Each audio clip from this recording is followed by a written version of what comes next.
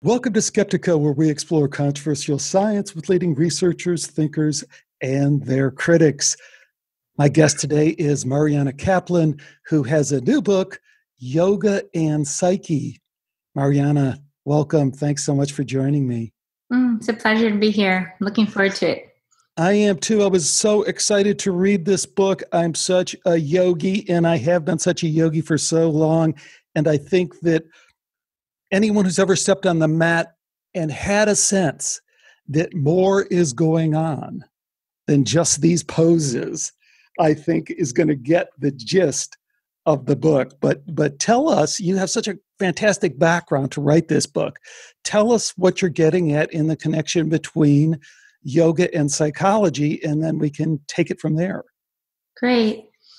So my whole adult life has been spent studying, practicing, teaching in these parallel traditions, though I really do prioritize the role of student when we're talking about something as vast as yoga or as deep as the psyche, which is connected to the world of psychology. You're a very practical, pragmatic person, which I think goes with these two together. I mean, most yogis that get on that mat every day and have the discipline to do it become or are by nature very practical, pragmatic. You are, and you also bring that to your psychology work too, to your therapy work. We should mention to people, besides, you've written some other very interesting books that we're going to talk about, The Guru Question, Halfway Up the Mountain, Eyes Wide Open, which is some of the work that initially drew me to you because you are very, again, practical and very forthright in saying, hey, we need to exercise discernment in this spiritual path too. And then there's this other side of you that actually is this people helper side, the psychologist, therapist. And I get the sense from listening to you and reading about your work that you encounter a lot of people in your therapy work who are on this journey, either as spiritual seekers or as yoga students or as yoga teachers.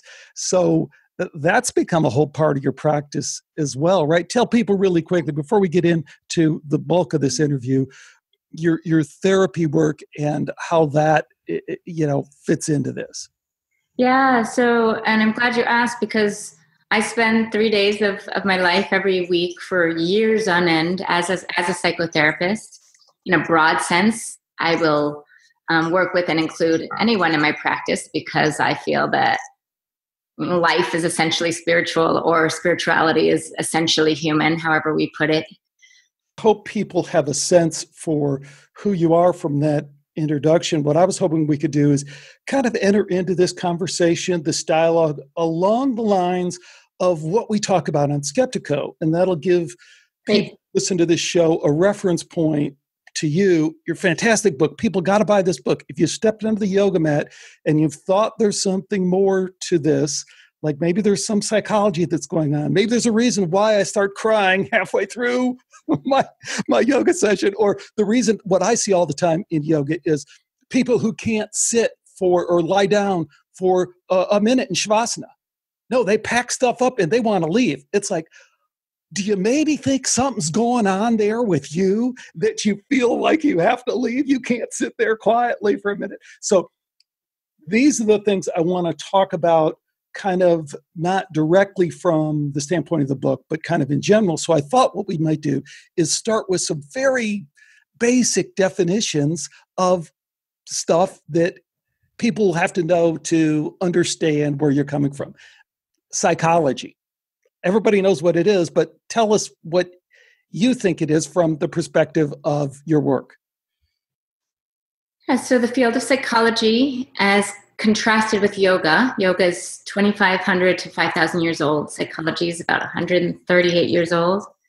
And so psychology as a field is emerging, but the psyche, right? So an individuated, unique aspect of the self that's somewhat distinct from this unifying consciousness. It's unique and it's particular and it's individual, and it most likely extends well beyond our individual lifetime into intergenerational conditions. See, but a lot of that doesn't fall under psychology. And you have the PhD after your name, and you have to, you have friends that go to APA, or maybe you go to APA, so we'll talk. I'm going to put a pin in that. We'll talk about that later. Yoga, real quickly. What is yoga as people understand it? And what is it? You had an interesting experience. The first person that you encountered at a very young age had a much broader, probably closer to the original definition of what a yogi is. But what's yoga from the standpoint of what most people think yoga is? Well, that's a complex question. I mean, most people might think that yoga is a set of exercises practiced by thin, flexible people who look, something like a yoga journal cover, right? So many people think of yoga as a series of exercises. And a little funny story, my dad's 86, he's trying to read my book, and he said, I'm really trying to read my book, but the problem is I don't know what yoga is. I'm going to have to look that up. And I said, you don't have to look it up. You can just ask me. I'm right here. Transpersonal psychology. Transpersonal psychology has, I did an article with a couple of students about surveying 50 people in the field. So they all had different definitions. But what I would say is that it's a full spectrum psychology. So it attends not only to what traditional psychology attends to our relationship issues, addictions, wounds, neuroses, psychoses, but extends into the full spectrum of what is possible for a human being to develop as.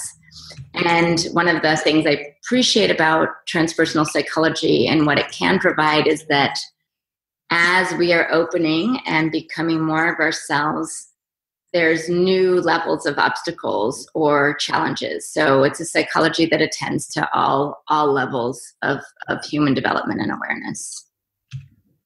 Somatic psychology. Somatic psychology includes the body in the psychology, in the therapeutic process, and I practice this all the time with clients. So psychology starts to drop into the body where our whole conditioning lives inside of our nervous system, right? Yoga does it in a different way.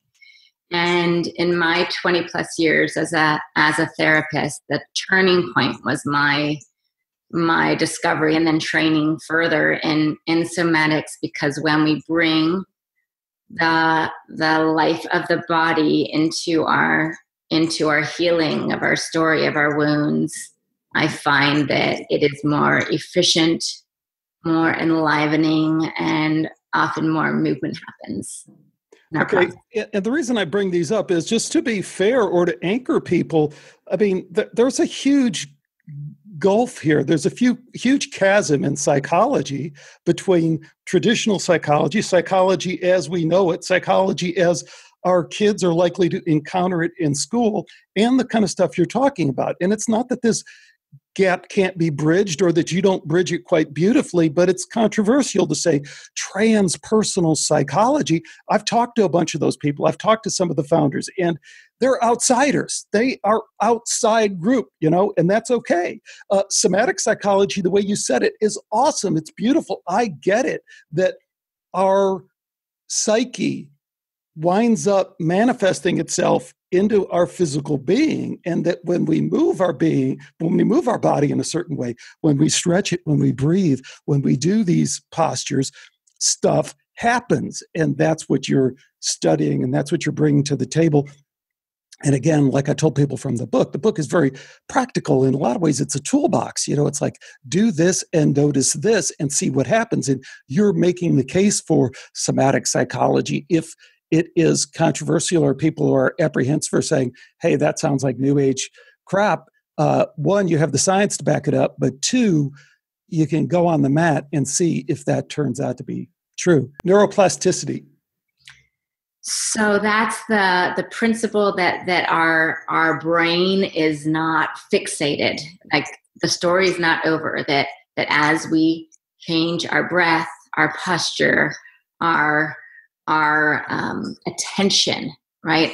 which is all things that psychology addresses, but in many ways, meditation and yoga address even more effectively, that we can actually change our brain as we change. And let me just interject, because we've talked about neuroplasticity a lot on this show, because I think what a lot of folks don't realize is that it completely undermines science as we know it. It completely undermines this model that we are these biological robots, that we are purely a function of our brain, that we're nothing more. And what neuroplasticity tells us is that I think, therefore I am. But I always get a little bit nervous, even the way you cast it there, when we hear neuroscience types talk about the discoveries of neuroplasticity. I mean, these nitwits discovered neuroplasticity in the same way that Christopher Columbus discovered America, you know? I mean, our best evidence is that the continent over here was here before the guy sailed off on the water, you know? And that's the same thing with neuroplasticity. This is how consciousness works. Consciousness is interacting with the brain, is probably fundamental, and is creating the brain in this co-creation process. So this idea that now we can celebrate because neuroscience has ordained that they've discovered neuroplasticity, it's bullshit. They've just stumbled across, just like Christopher Columbus stumbled across, what all the real deep wisdoms already knew, is that we are enmeshed in consciousness, and that is reflecting down in our body and in our brain, and that's what's really going on.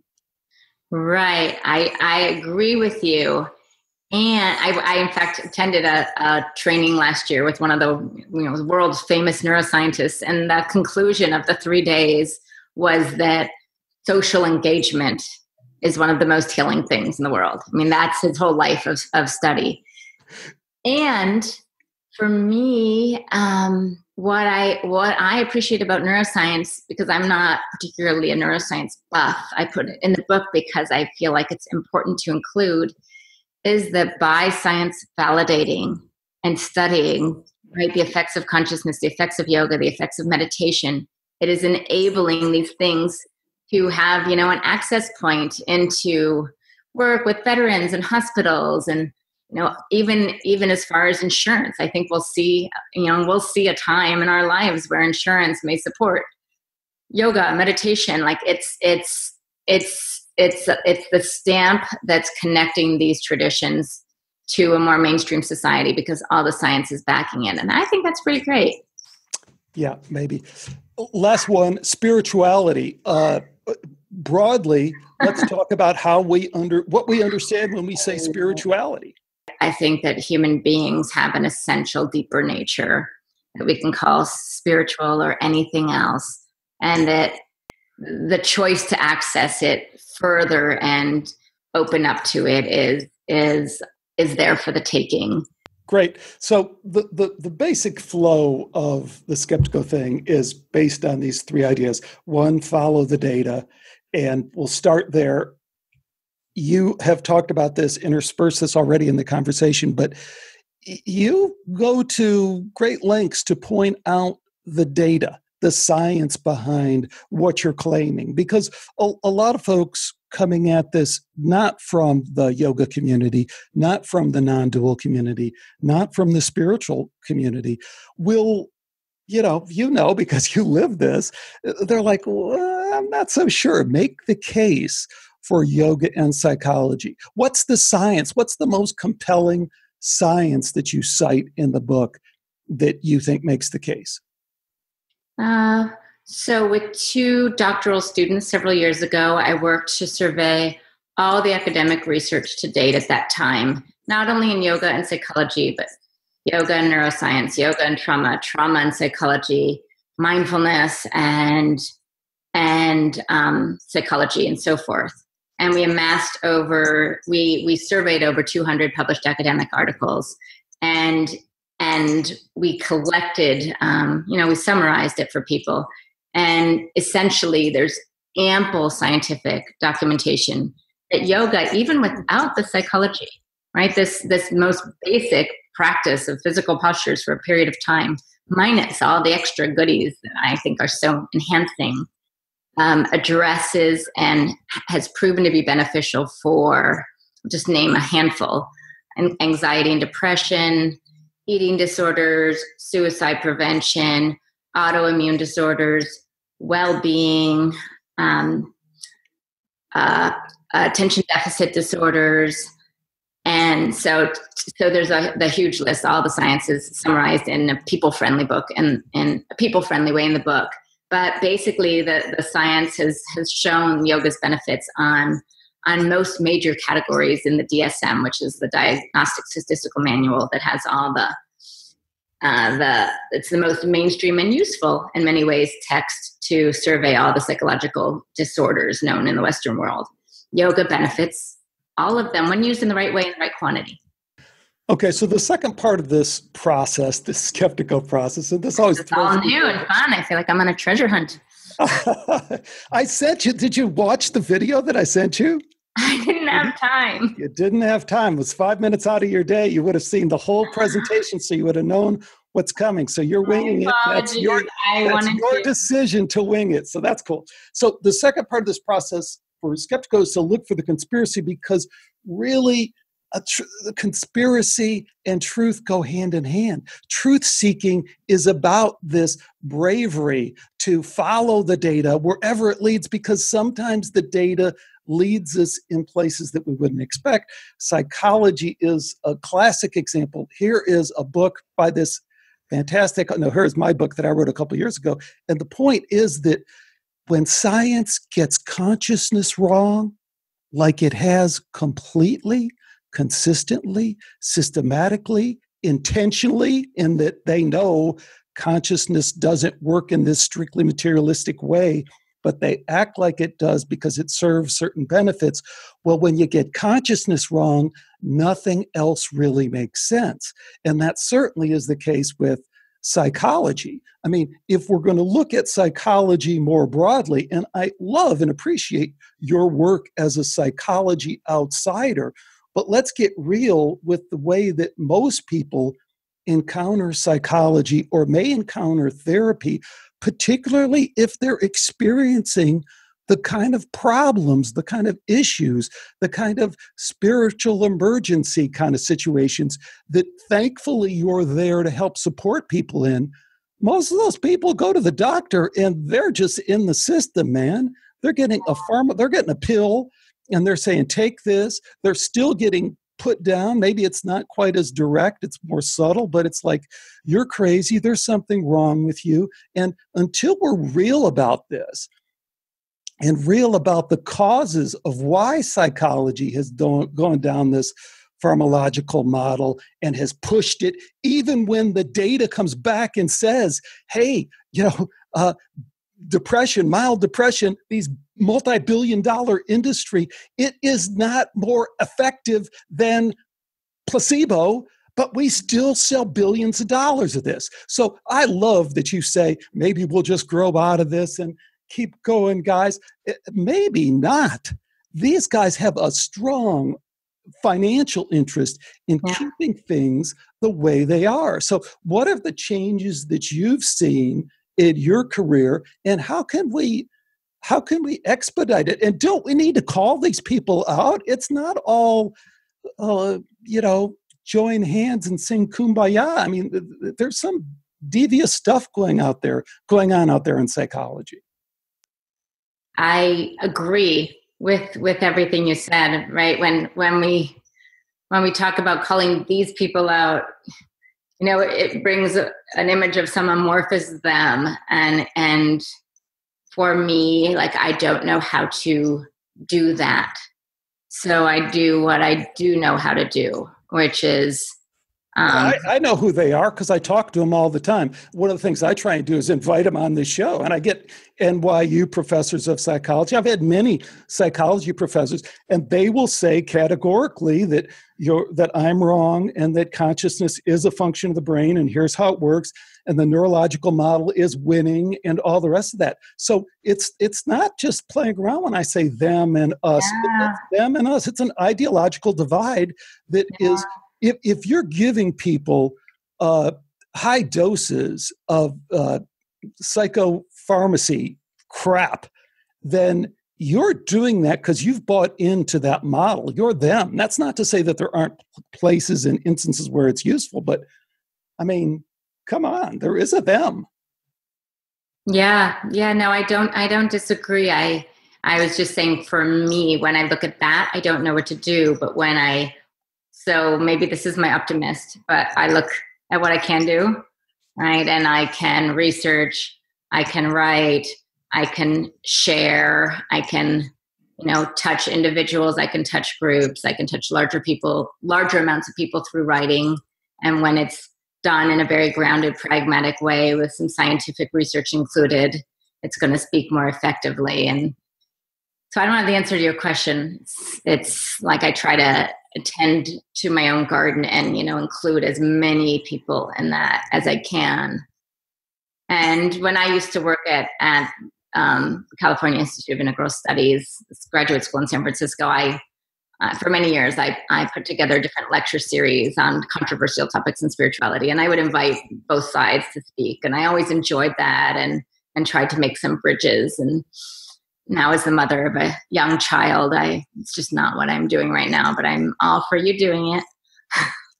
I'm always a little bit leery when people say that. Say, hey, that's not my thing, but I'm all for you doing it. It's like, I think we're all doing it all the time. I think that's the truth-seeking process. And I think that you like I say, I am a yogi. I've been a yogi for a lot of years, thousands of classes. And when I show up in the class, I think these issues are there and are very relevant to people and are going on with people all the time. In that, the way I always put it is the "how can this be" question. Mm-hmm. So it's great that you are this entry point, this diving board into the pool.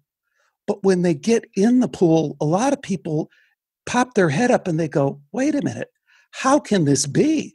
I've been told all this other stuff my life, maybe through my parents, maybe down at church, maybe through my doctor. I have these conflicting views. How do I resolve those? And I think part of the job is to lay out that landscape and say, you have to understand that there are other forces out there that are acting upon you, and you can decide, what your reality is. But to pretend that they're not there, I don't think works. And I guess that would lead me into the next. No, but just to back up on that point, I mean, when I say I'm glad that you're doing that, I don't see the contradiction. I mean, I use, most minutes of the days of my life, to try to, in addition to, taking care of who I'm charged to take care of, to try to support what I believe in.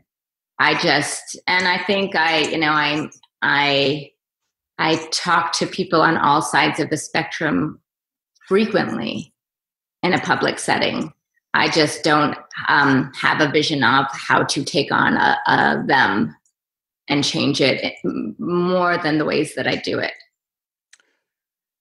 That is totally fair, and it's more than fair because the other part of this conspiratorial thing that I think is important to put on the table is the conspiracy surrounding spirituality. And it's something that you've dived into quite deeply and profoundly and with some real sensitivity that I don't see a lot of people addressing. But if I can kind of set the table in kind of my crude skeptical way, it's that the coexist thing is bullshit at some core level that most people don't acknowledge. I mean, selling 11-year-old girls into marriage is not something we should coexist with. mutilation, the sexual abuse of children, not something we should coexist with. That isn't the goal. The goal is to develop, as you so beautifully talk about in your books, a discernment that is both spiritual and practical in terms of ways that psychology can tell us that we can develop morals that are beyond some little book, that's old dusty book that was written long ago. You've written and thought a lot about this and have brought some great stuff to the table. Tell me where you see it, and again, not in the kind of crude beat somebody over the head way that I said, but maybe in your own way, this issue of spiritual discernment and how it manifests for you and your clients. So as you mentioned right at the beginning of the interview, not my first exposure to spirituality. My first exposure to spirituality, which I tell the stories on myself in several of my books, were when my own psychological wounds were mixing with my own spiritual yearnings, and I was following alcoholic shamans down in Mexico and getting myself into all kinds of gnarly situations that I, eventually came to support other people in doing. But by the time I was 25, I spent a year in the presence of a great yogi who was so vast in his being and not that it not only raised the bar, it just took the bar off. It changed my view permanently. So again, being based in Northern California, I live in the center of the whole range of spiritual activity and other activity. So from right at the beginning, I just felt like it was important to get really pragmatic and down to earth and separate out strands, and all my work on pointing out shadows on the path and places of divergence, and it's like all in the service of just greater clarity. I don't know. I mean, people are encountering spirituality packaged in some very potentially dangerous, destructive ways. Don't we need to acknowledge that? I met you through Rick Archer, who is just awesome. We're going to talk about his show, Buddha and the Gas Pump, in a minute.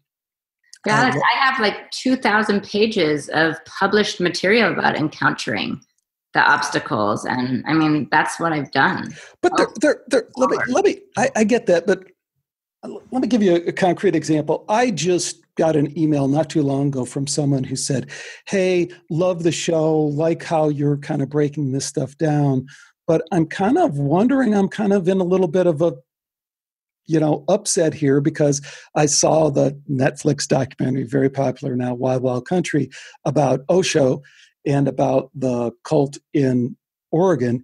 And her point was, as a true spiritual seeker, say, I don't know what to do. I heard that Osho, did have a spiritual gift and was able to enlighten, give people the experience of awakening and enlightenment with just the touch or a look, as we hear so many times with gurus who are then found to have other problems in their lives and not be complete people. Where I think we need to be able to go is not address that from this kind of new agey kind of, and I don't even agree with what Rick says, hey, take what you can and leave the rest kind of thing. It's like Osho was a creep. He did creepy things to people. When we come at stuff from, I think that's what psychology can kind of ground us in some ways, is this ability to kind of see shit the way that it is and call it that.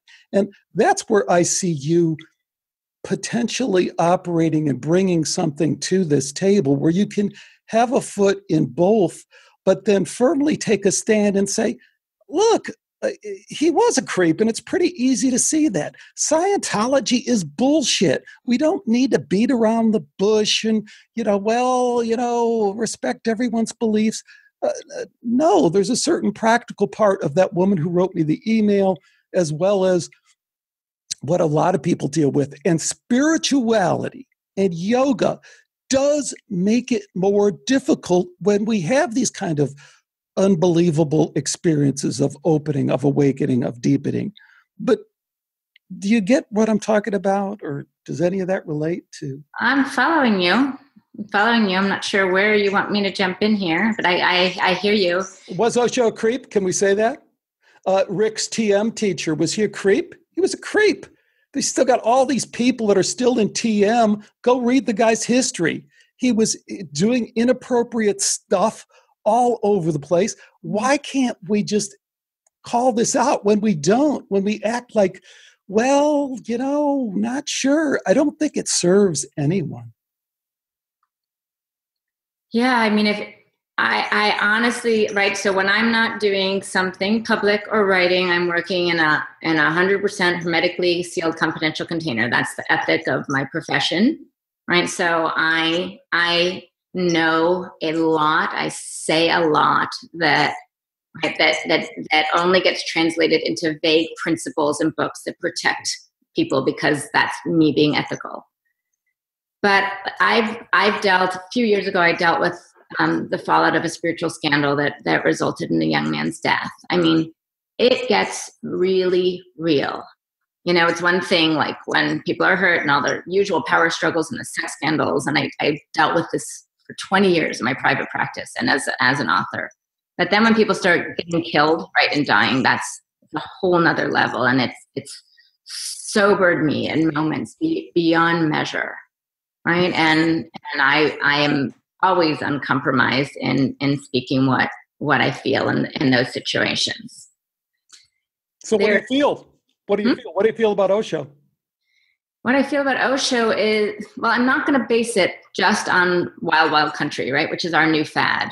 Right. There's a new documentary based on something that I've studied it for quite some time and read many accounts. I thought they did an excellent job. So anything else you want to bring to the table? I get that there's plenty of people who said they had an incredible experience with Osho. I don't think that matters. I mean, I think that's what I'm getting at is that.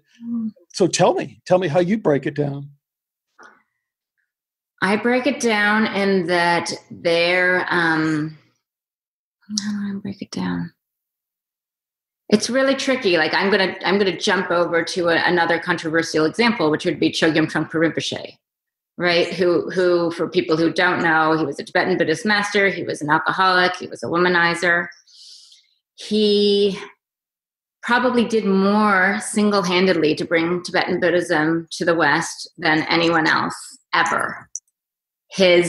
Some of his major, his closest students were people like Pema Chodron, Reggie Ray, some extraordinary teachers. He founded Naropa University, right, in Boulder, Colorado. So this man, right, who was clearly flawed, and there's wonderful books out about, from his wife who calls it all out. I mean, I don't think most people are confused about that. And yet, right, Pema Chodron alone, like the tens of thousands of people who have still managed to benefit, right, in spite of what you would call a creep. It doesn't make him less creepy. It doesn't make any person he hurt, less affected. It doesn't make it any more right. But there's a certain amount of complexity in these situations, because sometimes there's a creepy teacher and there's really good students who are earnest and burning with passion and eager for discernment. So in spite of this creepy teacher, they derive tremendous benefit. And then the teacher may have a scandal and it falls apart. And then these people band together and become lifelong allies on the path and support each other and become more discerning because of it. So I guess I want to say that there is, while there's an aspect of black and white, I mean, I don't hesitate to call right from wrong. There's another layer of complexity that coexists, not, in your coexist little new agey thing, but that coexists because, and where I bring it back to is like we have to, if we're going to enter into these spiritual pursuits, we have to take deep inventory of ourselves. I say in my new book, I would like every single yoga teacher and serious practitioner to undergo a series of depth psychology in their lives. Because if we do that and we understand our own motivations, the chances of us falling into a scandalous situation are infinitesimally reduced. Like they're reduced massively. Right? I began my spiritual search at 18, 19, stumbled into all of these replica, these teachers that replicated everything screwed up inside of my own psyche. Nowadays, I'm not the least bit worried about falling into those kind of hands because I understand what's motivating me and I understand where I'm going to fall. And so it's like, that's the empowerment, like take it back. And that's what all of my books are about. Take it back into your own hands. And then you become the discerning person on the path, and your chances of falling into something that's going to harm you at that level are very small. That was great, Mariana. I really appreciate how you're holding these two separate ideas together. One is that we have to take control. It's kind of like the new model for medicine, right? You can no longer go to the doctor and say, "Doc, what should I do?" Man, if you're not Googling your butt off before you go there, forget it. And we all know that. It's a shared responsibility. And that's what I hear you saying about how our spirituality needs to be.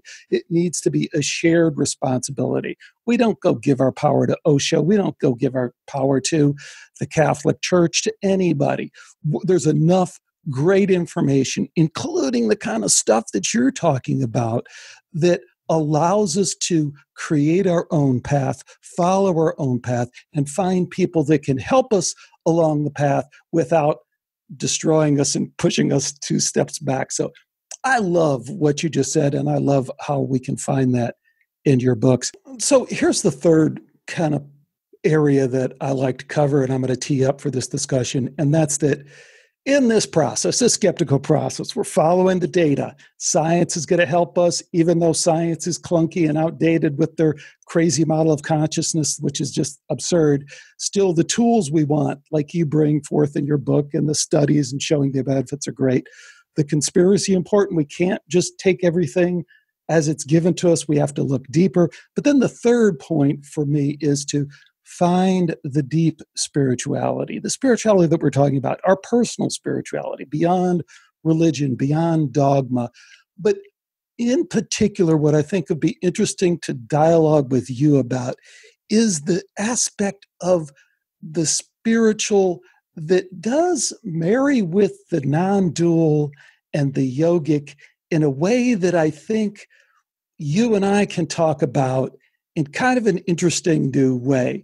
I mentioned before that I really appreciate the work that Rick does at Boot at the Gas Pump. And I just want to tee up 2 quotes that I think will bring this idea home. One is from Amma, of course, the hugging saint, this beautiful person that works tirelessly, 18 hours a day, hugging people and digging latrines in India. But the point, and people might get tired of hearing me say this, but I think it's such a profound point. So the devotees go to Amma and they go, "Amma, you say that we're not of this world and that spirituality is bigger, and yet you're working tirelessly for this world. You're working so hard. What is it?" Amma supposedly says, "World? What world?"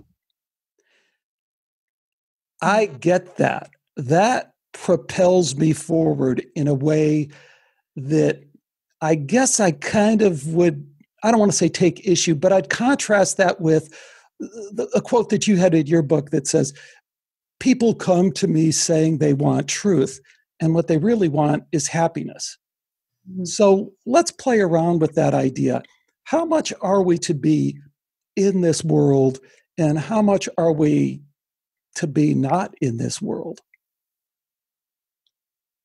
Yeah, so Rick, right, who I very much enjoy collaborating with in any of the ways that I do, he's exploring more of this non-dual approach to psychotherapy. The traditions that I've studied in, both as a Jewish person in my studies of Buddhism and my studies of yoga, have been what's more in the tantric traditions. And I know But who cares? We can't go back. We can't go back. We just talked about that. The Jewish tradition, let's talk about the Torah and how it's all bullshit, and the whole Yahweh thing was just created. We can go back and trace it. I've talked to the scholars that can tell you, when... Wait, I'm in the middle of a sentence and I don't even know what you're talking about. Well, the point is, I don't understand the distinction when people say, wait a minute, I'm from Tantra, so we're coming... What I was going to say is that what I appreciate about the Tantric perspective that I do find in Judaism, and I do find in Buddhism, and I do find in yoga, I understand the religious bullshit and all of that, is that transformation takes place like here and in this world. So I'm not about trying to leave this world. I can appreciate the what world, where Amma is going with that. But even when I was living in an ashram as a young woman, a girlfriend and I, we were 25, and we used to steal out in the woods and say, like, all this talk about getting off the wheel. Like, I like the wheel. I don't want to get off the wheel. Why are we trying to get off the wheel? So I've always approached spirituality as of this world. And what I like about the mystic side of the Judaism that I do participate in is it takes it all back here. It's not about leaving this or transcending this. It's taking it all and bringing it here. So the point about bringing in a tantric perspective is it says that all of life can be used not only for the purpose of transformation, but as the expression of transformation. And again, transformation to what I think always implied in that. The funny thing I find in that is what's implied is that is a transformation to what Amma is pointing to, what every spiritual master in Buddhism and Hinduism has pointed to, and what a lot of the Christian mystics have pointed to as well, and I'm sure some of the Kabbalic and Jewish mystics as well, is that fundamentally we're transcending past this material world. So if you're saying this is the stopping point and you want to stay here and play for a while, I get that.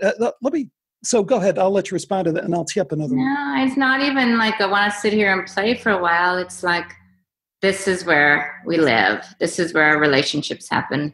This is where whatever inner work we're doing expresses itself. And as you were saying earlier, right, it's very clear that a large part of our current world is disintegrated and disconnected.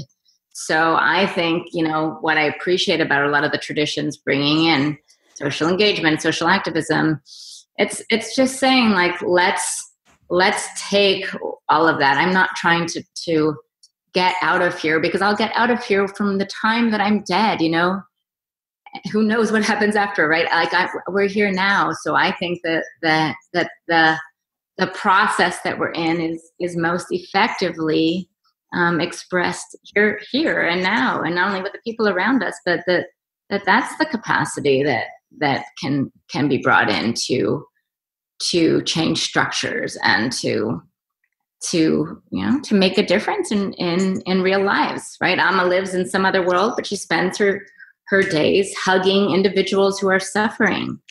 Exactly. Well, I think that's the point, and we can kind of return to that, but I'll make the same point in a different way. Another great quote I love from Rick Show, and an episode that really slipped under the radar for a lot of people, but for me there's a profoundness to a profundity to what this truck driver who never meditated, never practiced any non-dual practice, but just thought about things deeply and came to the conclusion that it's not going to work out. That's his profound contribution. And I think it's a deep one. It's not going to work out. So all my plans for what I want for my kids, they're not going to work out. All my plans on my relationship with my wife and where that should go, where my business should go, for what I should do with my health, none of it is going to work out. It's certainly not going to work out exactly the way that I like. And if I really get into it deeply, I'm going to realize it's really not going to work out at all. And the reason it's not going to work out is because of what Amma said. World, what world? I mean, the science, if we go back to following the data, the best model we probably have for what's going on is some form of idealism, some form of consciousness being fundamental, of us creating this reality. So, of course, it's not going to work out. Doesn't that put a different spin on what you're saying in terms of, well, I like being on the wheel. I like trying to be happy. I like all the rest of that. Didn't say I like trying to be happy. I'm grateful to be alive. I like trying to be happy. I try and be happy. Being happy I like, but trying to be happy can be a real pain, right? And being disappointed when I'm not. So I don't know if it puts another spin on it. I just, I think what I've always done in my books, but in my life is that we just, and what readers have appreciated is that we take these big concepts and just let them be about you and I, and not high and above, and where other people live and where we suppose that we're going to imagine to get to, but like just start here. So I very much appreciate what that man says, and yeah. I do too, because I have to say that I guess the reason I reacted to the kind of non-dual versus tantric stuff, that supposed juxtaposition, is that I don't see it. I see what Norio is saying as being deeply and profoundly putting me in the now.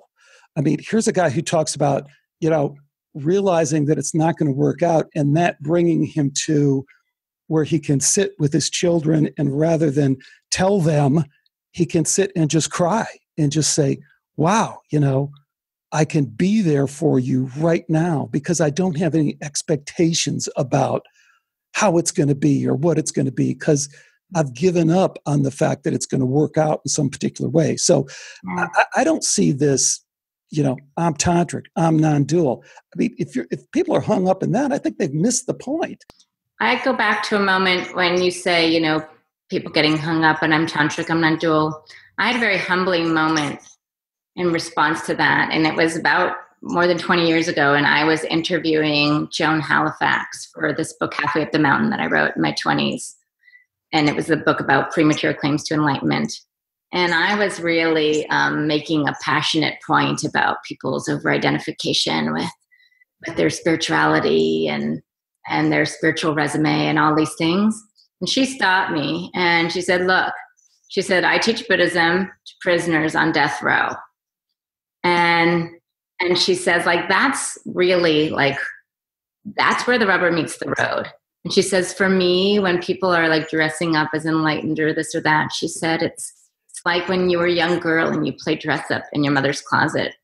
And she said, it was just a stage. Don't even get hung up on that. And it was super helpful. Because I had a real axe to grind with people who were caught up in this or that. And believe me, I get flooded with it. And then in some ways we can, and then we're going to keep growing, and hopefully in a good direction with good helpers, and things are going to happen in our lives. We're going to meet old age, sickness, and death. Somebody's going to die. We're going to get sick, and we're going to get chances for real wake-up calls, and we will make use of them or not make use of them.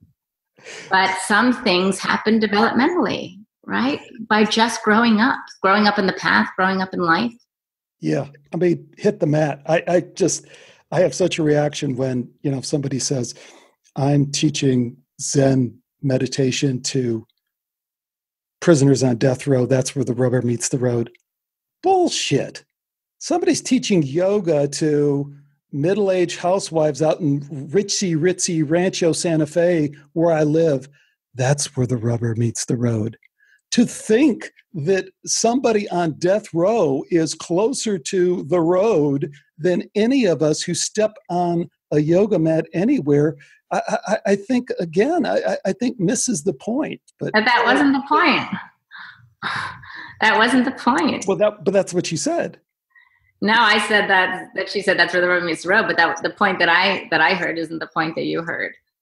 Well, help me again. Help me succinctly. It's like you were saying that, you got caught when I was said something about Tantra, and people like I Advaita Vedanta, I practice this, and I'm only saying that I hear so much of this, and when I was a younger practitioner, when I saw people doing goddess yoga and all these things, it just drove me crazy. I had like big, strong feelings about it, and as I grow up and life humbles me, I just have a little bit more patience for people to move through stages and hopefully, support them with information they didn't have, and hopefully, let people grow up, and if they don't, right, I place my attention somewhere else. So she was just pointing out, I was like vehemently, upset about people who are claiming enlightenment prematurely, and she's like, whatever, like they'll grow up or they won't. So that was much more of the point.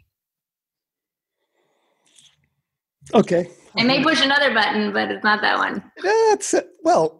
But it is that one, but that's okay, because you said that, Rick does, these were your words, I'll edit this out, but you said, Rick does this non-dual stuff, and I come from this Tantra perspective. So you set up the duality, not me. And I'm saying, I think that duality is wrought with problems. It's like when we talked earlier on, and maybe I won't edit this part out, the them part, oh, well, I don't like talking about us versus them in psychology. Oh, really? Tee it up for me. I'll talk about us versus them all day long, because people who believe in the neuroscience model of consciousness are, to a certain extent, in some kind of mind control program to control our kids and to convince them that, pharmacological solutions to their problems are the way to pursue it. And it is a battle for a particular mindset.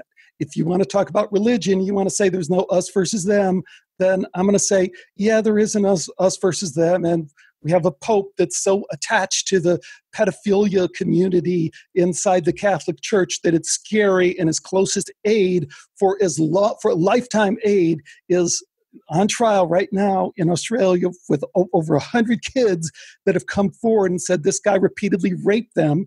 And as we know, pedophiles, when there's smoke like that, there's fire. When a pope has surrounded himself with a bunch of people who are proven pedophiles, then he cannot separate that out. I don't have friends who are pedophiles. Mm-hmm. If I have a friend and I find out they're a pedophile, they're no longer my friend. Mm-hmm. We cannot assume, with everything that's going on, that this pope is not a pedophile. In fact, we should assume the opposite. We should assume that he is, until he convincingly presents it as that not being true. So you want to say us versus them? I'll step forward and say us versus them. I think we have a pedo pope. So us versus them does work sometimes. It is necessary sometimes. And you're about that, and I understand you have a professional obligation and an ethical obligation and this and that. I'm just saying, it's okay to call out some of this stuff too. Yeah. Okay. What works, what doesn't? This I thought would be interesting as kind of a way to round up this discussion and bring you into kind of my world, Skeptico. Here's a guy, a professor of biology, awesome guy, Dr. Rupert Sheldrake, The Science of Spiritual Practices. Rupert both wrote the foreword to my book. He's written so many fantastic books, is highly regarded. He's a Christian. We had a little bit of a discussion about that. But, hey, here's the science of spiritual practices. Pilgrimages are a good idea. Meditation, prayer is a good idea. Does this work? Is this the path that people should pursue? I'll tee up the rest as long as I'm at it. My other friend, Gordon White, is into chaos magic. Hey, chaos magic. That's the way. That's what works. Here are my buddies, Tony Robbins, the Iceman. I don't think Wim Hof gets enough credit as the incredible yogi that he is. So I do ice baths all the time. It reminds me that I am not my body. When you're sitting in 35-degree water, you got to get that mental focus that you are not really there. Your presence is there, but your consciousness is separate from that. And I think, let's see if I edit it in. And I think certainly that's what you're offering up. You're saying this is what works. Yoga in the way that you're talking about it being practiced can work for people. So let's, in the time we have left, dialogue about what works and what doesn't, because I think, Mariana, people are wondering, should I look at chaos magic? I have a lot of people listen to the show who are into chaos magic and say, wait a minute, why not chaos magic? That should be my starting point, or people coming from a religious background like Rupert and saying Christianity, if I stick to it, that's going to work for me. What works, what doesn't? You're pragmatic. Your book is pragmatic. In a lot of ways, it's a toolkit kind of book. How do people address this? What works, what doesn't? What works is becoming very intelligent practitioners, right? Very intelligent people on the path. And for me, I don't see spiritual life in the West working without psychology. I don't see spiritual communities functioning without the teachers and students doing depth psychological work, however they're going to do it, especially when we're importing an Eastern tradition. If we're going to drop it in the West, psychology has the tools and the practices that are going to support things that Eastern importations are not going to support. But don't we have to get past a little bit the spiritual relativism, we're all doing yoga, really. Where I hear this is with chaos magic, and Gordon White, I have the utmost respect for him. He's been on the show multiple times. But a lot of times the chaos magic people will say, in one respect, quite correctly, and in another respect, in a completely meaningless way, hey, we're all doing magic all the time. What they mean is there is a reality to this extended consciousness that does seem to be occupied by spirits, for lack of a better word.